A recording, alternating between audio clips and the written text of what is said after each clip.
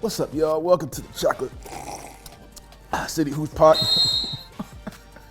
We ain't got no bottle to accidentally spill over this time either. It's gonna be good.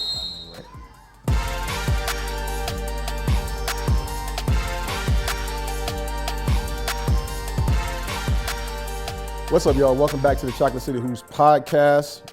As my producer just let me know, this is episode 7. Kind of crazy to think that we're already on episode 7. As y'all know, we do one episode a month. It's 7 months in. Man, it's been a ride, and hopefully we keep on going with this as long as y'all have me.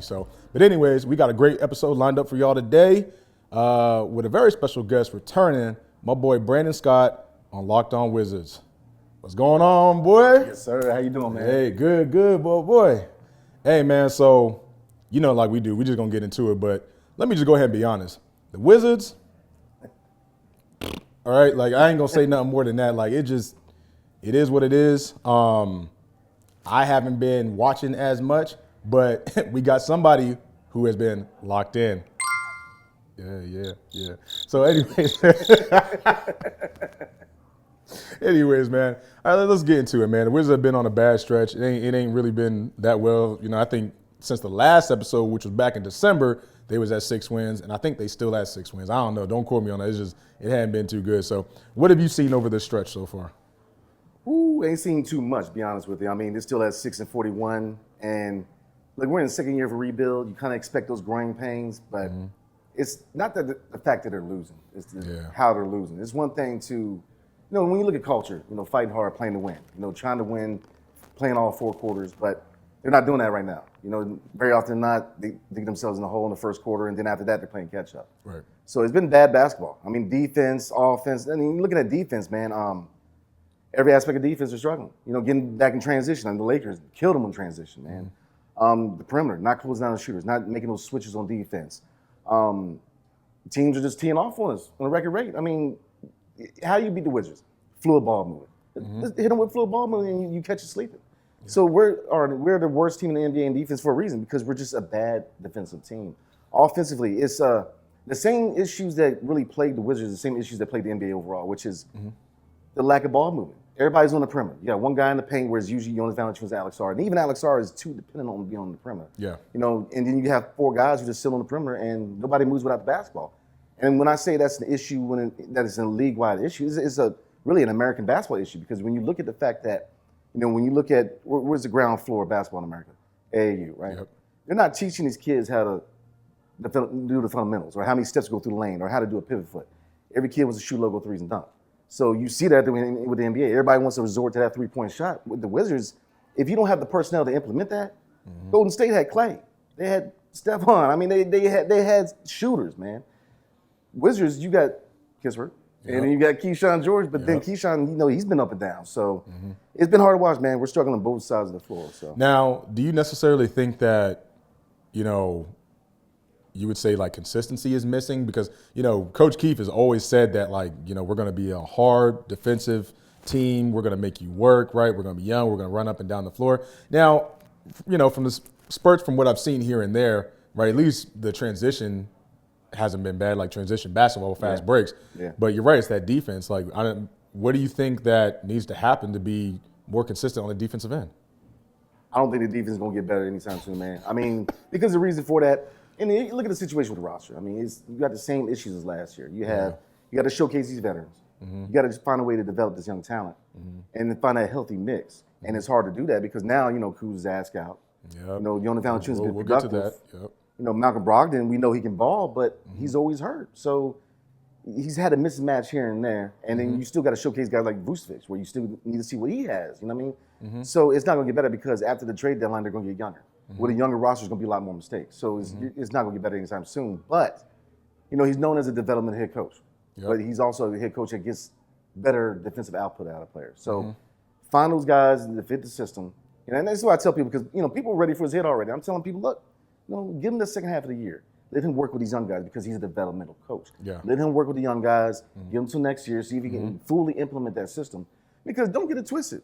We need to see some progress next year. I mean, year 3 to rebuild. Look, that's year 3 of Bilal. That's the sophomore campaign for Bub, Sarr, and Keyshawn. Right. You need to see what you got in Vucevic. You got a 2025 draft, man. I mean, you got Cooper Flag, you got Dylan Harper, Ace Bailey. I mean, 2026, you got DeBonsa, you got Cam Boozer. I mean, you got to really build that culture now. And that's why culture is important, because building that winning culture of playing hard, playing to win, playing 4 quarters, you got to instill that now. So, and it goes back to the point, man, where it's like, it's one thing to lose when there's a clear talent gap. Right. But getting blown off the frame for 30 points every night it's hard to watch, because you don't see that culture. You know what I mean? Yeah, like I said, it wouldn't be hard. It wouldn't be such a tough thing to watch if you knew there was fight every single game. And I'm sure there's fights. Again, it's a young team, right? Even if you look at Poole's a vet, but he's still a young vet. Yeah. It's kind of hard day in and day out, right? Especially if you're new to the league, or it's hard to have that consistency year in and year out, like every single game. Yeah. But then even also as a vet, if you're used to winning, like let's say Poole, with them Splash Brothers, he used to be in the substitute Splash Brother and coming in, it's a winning culture, right? So it's tough to take that, teach it, and try to have it be consistent with some of these young guys.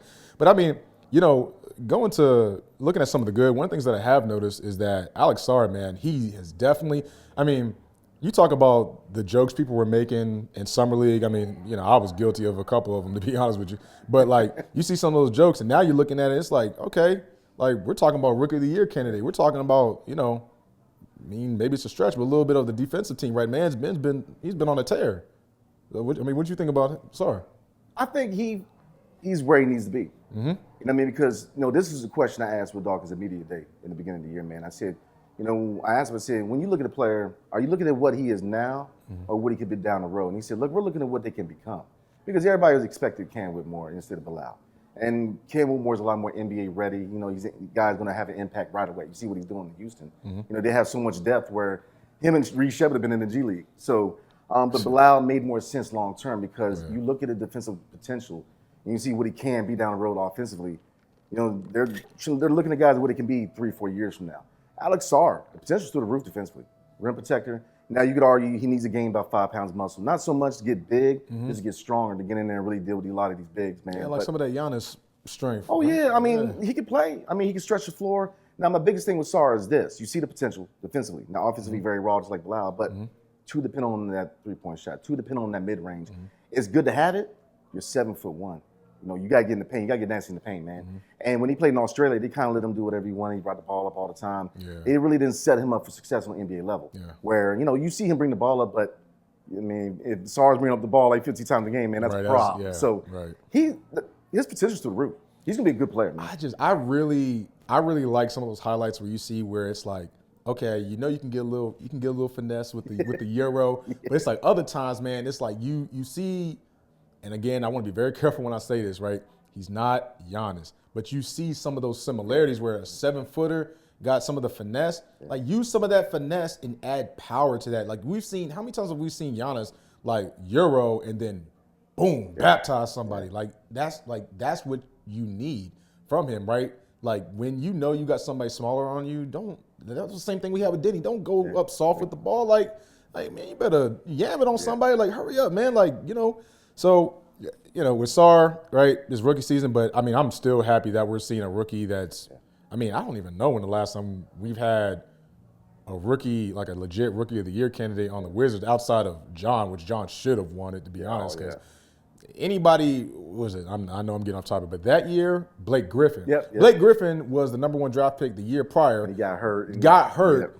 But he did play a game or two, got hurt, and they didn't count it. So then it's like he's doing all his highlight dunks, but then here go John Wall basically, damn near almost averaging 19, 10 assists. Come on now. There's more veteran point guards who can't even average that much. So John, you should have won that, man. But anyways. Very happy with Sarr. Very happy that we're going to have a Rookie of the Year candidate. I'm pretty sure he will win Rookie of the Year the way that's looking. Because somebody thought that, I think it was the number 3 overall pick that's in Houston that's currently in the G League. Oh, yeah. Okay, I'm just saying somebody was telling me that was going to be the best Rookie of the Year candidate, but I don't, whatever. All right, so let's get into trade season, right? We are, as the recording of this episode, what are we, a week Thursday. Yeah, Thursday. So less than a week out. Couple, 4 days. Gotta talk about Kuz. We gotta talk about Kuz, man. Or as was it KOZ? Bulletproof. That's what they call him, bulletproof, man. So shout out to State of the Wizards and them boys, man. Always funny. Okay, what's the latest that you've been hearing on that? What do you think is gonna happen? Your opinions? Man, the latest. I mean, they gotta move him. Yeah. He has asked out. He hasn't publicly, but behind the scenes has asked out. He has officially asked for a trade out of Washington, and you got to trade him. I mean, you can argue the value's not there. Last year you're looking at 2 first-round picks. They relegated to 1 first-round pick. But then when you look at the fact that dip in production, he's dealt with injuries, going back and forth, people did not help, man. I mean, let's be real. The whole saying things after the game didn't help because when you're a prospective team, you don't really want your supposed star guy saying, look, I'm in it to win it for myself, and I don't want to develop nobody, man. It's not a good look. They got to move him, though, because just for the sake of chemistry, man, there has been some chemistry issues in the locker room. You can see it. If you look at a lot of the body language of Kuz and the younger guys, Jordan Poole is taking Bilal on his wing early on in the process. When Bilal got drafted, he was the first guy to give him a call. You see that relationship. You see Jordan Poole out there working with the young guys. Kuz ain't that guy anymore, man. And he's just, he's taking a back seat. He's really checked out. But could you see a situation where he could be here after the deadline? Absolutely. Because, I mean, look, the value ain't there, man. The value's not there, and you don't have a clear replacement at the 4. You could put Champagnie at the 4 because Champagnie was playing some ball, man. But, you could see a scenario. But I think that the writing's on the wall. They're going to move on. But the thing that really makes it a little bit confusing is that last year it's kind of like understanding, and it was the same thing that we had with the problem with Beal, is like maximizing the time frame in which you need to trade these players.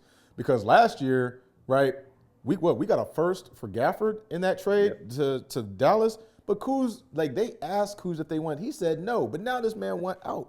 All right, and it's so confusing because he didn't think that the Mavs were going to do anything. Lo and behold, where they go? Straight to the finals. Yeah. And, I mean, you're talking about Gaff and Kuz going to the Mavericks. Who knows? That's probably like, at that time, you probably are getting the first for Kuz at that time. Now, you begging for scraps at the table, at the dinner table, man. You just hoping to get a couple seconds in the turkey leg. Like, it ain't, like, you know what I'm saying? Like, it's sad because, like, you know that you missed out on the opportunity to maximize his trade value. Well, 2. Yeah. Got 2 opportunities, man, because when you look at Dallas, they wanted us to take on Grant Williams, so I kind of understand the hesitancy with that because Grant Williams, you don't want that money tying us down long term. Right. But then at the draft, 13 to Sacramento, I would have sent him Sacramento 13. You retain Denny, you still get Bub, you still get Keyshawn George. I mean, you look at what Denny's doing in Portland right now. I mean, you got a guy, because the biggest thing hampering us right now is what? We have our 2 options scoring-wise. We have Jordan Poole, we got Cochran. You don't have that third guy. Yeah. Denny was the guy last year, broke out and didn't become that third head, that third scoring option. And right now we're expecting Bilal, and Bilal's not ready yet. He's not quite ready. I think next year is going to be formally his breakout campaign. Yeah. Alex Sarr, he's not ready yet to take on that responsibility. We're lacking that third scorer. You saw more of that, though, from Bilal when Kuz went out. Yes, sir. Right? So just putting that out there. But I think Bilal's next thing is the same thing that we got on Denny about, I believe, in his first couple of years is you just got to be able to consistently put it together. That's the thing, right? I mean, if you're not putting in the consistency, then, you're not going to be able to win in this league day in and day out. That's just how it is. So, anything on Valanciunas or Malcolm Brogdon? I think on Big V, like he's always been tied to LA since like even when we signed him back in free agency. So I don't know anything new from there that you might have heard. Man, the perfect setup would be the Lakers. They need a big. AD wants to play the 4. They got 2 second-round picks in 2025. We got 2 second-rounders already. You package those, you can get back in the first round. It works out for both sides. They get that center, they get that tough guy that can really complement AD. And then from a draft pick standpoint, like I said, take those 4 second-round picks, potentially, get back in the first round. This is a loaded draft, man. I mean, you go in there, you already got a prospective top 3. Go in there and get another first-round pick because, look, general manager Will Dawkins has shown that he's going to be aggressive. He's in the previous draft.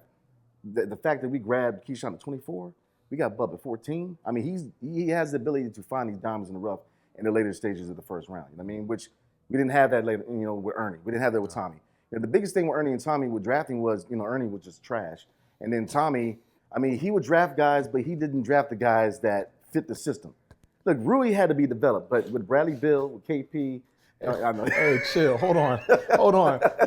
Hold on, man. You ain't going to just slip that in and then just like a news anchor, you know what I'm saying? Just like.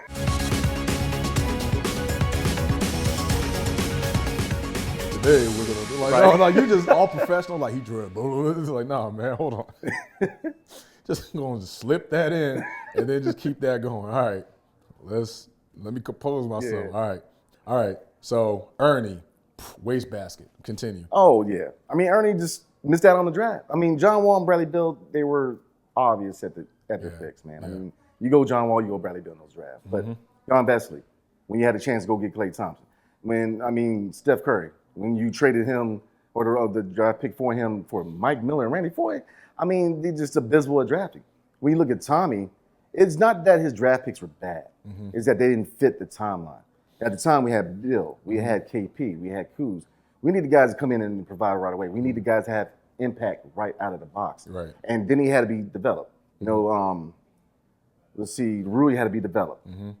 I mean, Kispert still need to be developed, and Johnny Davis is still developing. So, I mean, they didn't fit the timeline. So now, like I said, with Will Dawkins, they're looking at guys who they can kind of build along the way. They can kind of mold into the system. Bilal is perfect for the system. He's a defensive-minded guy who the offense is going to come. Alex Sarr, defensive guy. Keyshawn George, surprised me how good he is on defense. Bub, the dog factor. Vucevic, I mean, 7-footer who can shoot from three in mid-range and he can still be a rim protector. I mean, you got him, what, second round? Yep. When's the last time we had a second-round pick that showed up, man? Half of them on a milk carton. Yeah, that's what I'm saying, because you don't know where they at. They overseas lost. Like, where they go? What happened to them? So, I mean, second round, you know, the kid, he can play. So, we're heading in the right direction, man, especially building through the draft. So. Yeah, well, you know what? Like I said, I'm just happy that we have 3 rookies that are really making an impact in their own way, growing, doing things. Because it's not like you look at, like you said, it's not like you look at any one of them and say like, that I don't know where I don't know what they're gonna do in the next couple of years. Like again, no disrespect, but like when you saw Johnny and then you saw he's like, man, I think this was a miss right off the rip, right? But when you see like Bub, Keyshawn, when you see Sarr, you're like, man, like we already knew from off the rip, like Bub was a dog. Like seeing him in summer league, we knew he was a dog. Keyshawn, right? You just, like I saw him, young KG, like man, like can shoot lights out. You see the toughness, you see the dribbling, right? You see finishing there, and then Alex Sarr now, like I said, you started to see why, yes, defense first, and the offenses, need some time to, collect itself, but you see the vision. Because like I said, I'm not trying to say he is this person, but once upon a time, people were laughing at when the Bucks picked up Giannis, and he looked kind of weird and lanky and awkward too. And then guess what? He found somebody to put it together. So I don't know who his trainer was overseas, but hey, sorry, you and his trainer need to, like figure out and get on that weight program too, man. So finally, let's go ahead and talk about Brogdon. I'll say this, Brogdon has always been one of my favorite players in the league, just based off of his consistency, right? He doesn't do anything flashy, but he just plays the game kind of old school, right? The right way. Like, what I'm saying? You go to the rec, you go to LA Fitness or something like that, and you see some of those them old cats, like they don't do nothing fancy, but guess what? They will kill you with them fundamentals, and they will talk they trash too. And that's Malcolm Brogdon just reminds me of those type of dudes. Like, in fact, what's that old dude that used to be a part of the AARP squad with Gooden and Harrison? What was it? Miller? That point. Andre Miller. Andre Miller. Yeah, man. Similar player, too. Yes, similar player. Exactly. So that's what you remember. Andre Miller, man. That boy was old school and cold, boy. You'd be like, how'd he get that layup? I was like, man, just that old school. He doesn't have the most athleticism. He just knows how to play the game. He's the only person, as vet-wise, that has been rumored on the trade block that I actually wouldn't mind keeping, because I like that veteran presence, that steadiness, right? I think when we had the AARP squad, I think that was really good for John and Brad and Otto, right? So, I mean, obviously you trade them, you get what you can for them, but if they don't, I ain't going to be mad at it. Like the other two, I'm going to be like, how did we not find something at the deadline for either one of these two? So there we go with that. If we go back to I forgot what episode it was. It might have been episode 3 or 4 or whatever, the episode with Damo. I did say that JP was going to be flirting with an All-Star nomination, and that boy been on fire. That boy been on fire. Like, and I'm actually really happy that he's getting recognition because he didn't have some high scoring games, some highlights. Now he didn't make it, right? As of this recording, we know that he didn't make it, but at least he was good enough this year to flirt with it, especially on a team that's like 6 and whatever. So I mean that's not bad. So hey, appreciation to JP. We ain't got no Wizard of the Month because it's been a few months, but hey man, appreciation nonetheless. So hey, kudos to JP. Oh, yeah, absolutely. So, I mean, he's earned it, man. I mean, think about it. Look at the work he's put in the offseason, man. I mean, I always go back to, you remember the Last Dance. They couldn't get past Detroit. What was the first thing they did? They went into the gym the next day. He put in work. He didn't go on vacation. He put in work. He's sending guys in workouts. He's working with Blau. He did what you expect a star player to do, which is put that work in the offseason. He's playing at all-star level. I mean, JP13 is playing well right now. I mean, and it's how he's doing it. He's taking these young guys under his wing. He's playing the right way. There's times where he'll let that 3-point shot go. It's like, oh man, come on now, but then he makes it. You can't say nothing. But you know what to expect with JP. You know what I'm saying? Like you gotta with JP, you gotta take the good with the bad. But he is shooting the clip at a high rate, higher than he ever is. He's been more efficient. So it's like, with JP, you'll take the good with the bad, and you just like. I think the fine line with JP is like the way that I look at him is that some days, and I'm gonna go back to a Warriors reference, right? And this is the key difference, and I hope you get what I say this. He can either be a Monte Ellis or a Steph Curry. Yeah. You know what I'm saying? Yeah. He could be a Monte Ellis or a Steph Curry. People forget how nice Monte Ellis was, right? Yeah. But he wasn't no Steph Curry. So it's like you kind of sometimes like you look at him and the way he's chucking up shots, it kind of looks like a Monte Ellis or basically a 6-man scoring versus hey man, that was Steph Curry like that looked kind of nasty. But JP is JP, and I'm just happy. I'm happy that he's doing great this year. Oh, yeah. I want him to be on the Wizards, for a while longer during this rebuild, and hopefully he can be with us on a future playoff run, whether that's maybe next year based off of, how we look in this draft, who we get. Yeah. Maybe we can be one of them sneaky teams to get into the plan. Who knows, right? Maybe, wishful thinking. But anyways, all right, let's get to the real reason why the show. Like the title of this would probably be named something like, trade speculation, something, blah, blah, blah, to pull y'all in. But guess what? Here's what we're really going to talk about, all right? We're going to talk about my Philadelphia Eagles, all right? My Philadelphia Eagles. And we had some other guests that should have been on the show. I ain't going to name them. They couldn't make it, right? But the majority of them were Commanders fans. But we were able to get one of them here. So, Brandon, let's talk about this. Man, how do I describe this game? I think the term belt to ass is appropriate. Now,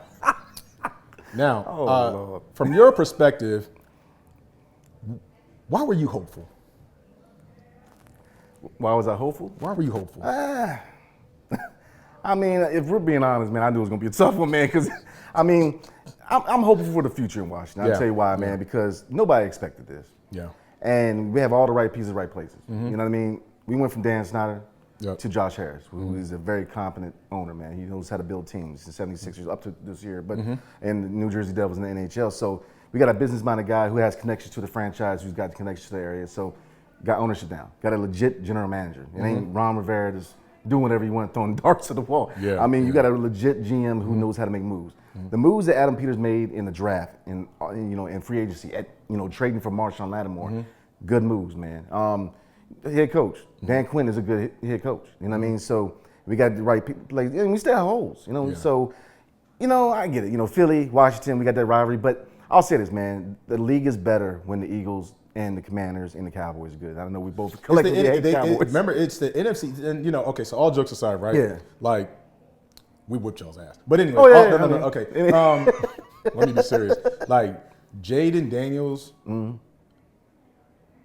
he that one. Yeah, he's that guy, man. Like, he is that one. Yeah. And y'all get a couple of pieces. Y'all get another receiver. Yeah. Y'all get, y'all continue to draft well. Y'all get some studs on defense. Like, let's be honest, he put the league on notice, and we always know how it goes. It's the same thing that happened with Hurts, right? Like, you get players off his rookie get him while he's still on his rookie contract. Absolutely. And then y'all gonna be looking fire. That's why, we can we could talk about this year in which, obviously, my Birds are in the Super Bowl. For those that didn't know, right, they in the Super Bowl. But we talk about next year, it's going to the NFC East. And that's what I love. When the NFC East is good, it's just good for the NFL. Yeah. So if we can see the Commanders, get back to relevancy on a consistent basis, that's going to be great. Obviously the Eagles, we're not going anywhere. The Giants, I mean, depending on if they draft Shador, who knows, right? But I think that pressure is going to be like, oh, well, Jaden did it. Why can't you, Yeah. So we'll see. I think they still need a lot more pieces than some of the other teams.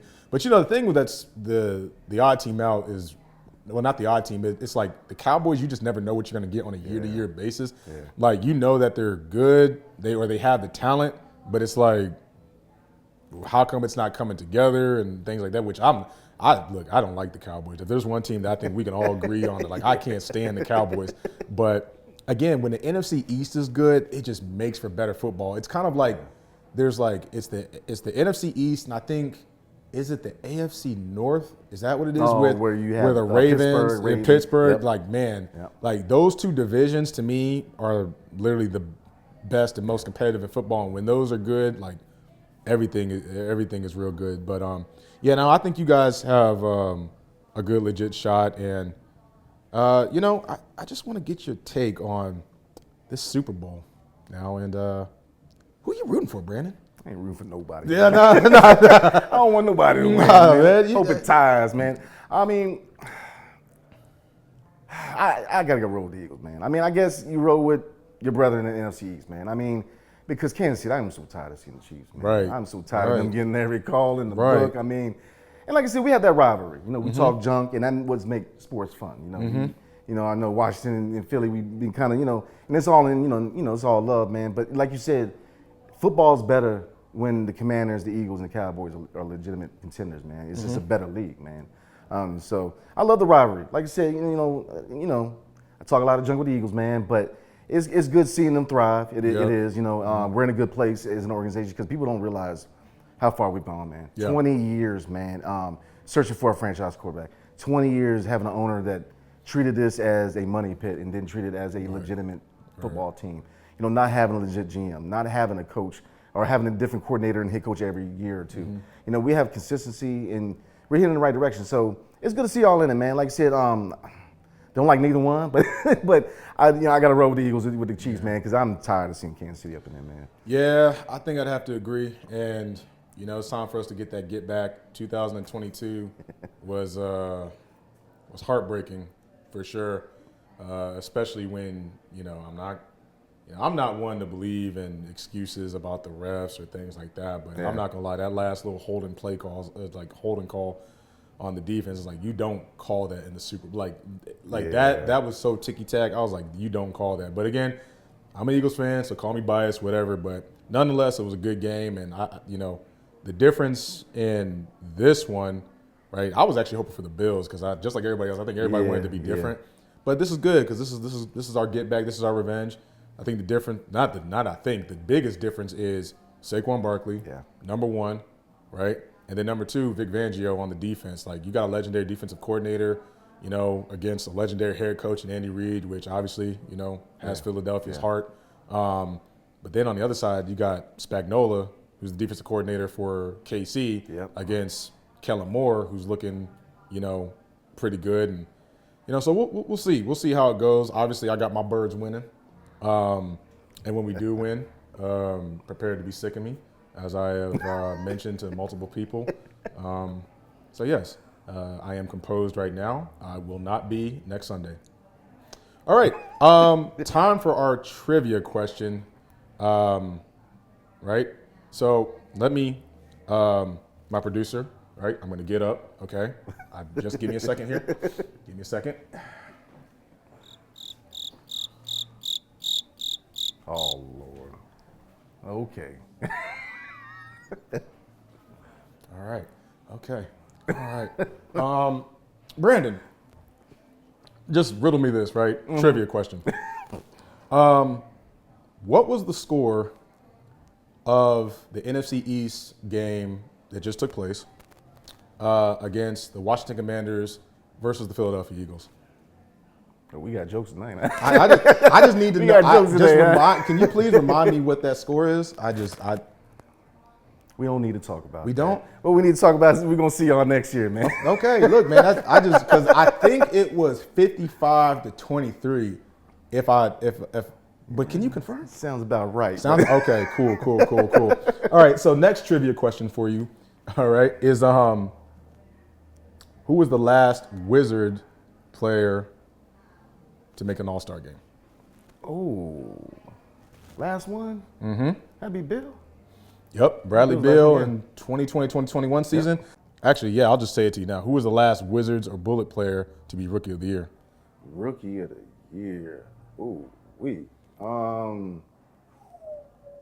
that's a good one, man. Rookie of the Year. I have no idea.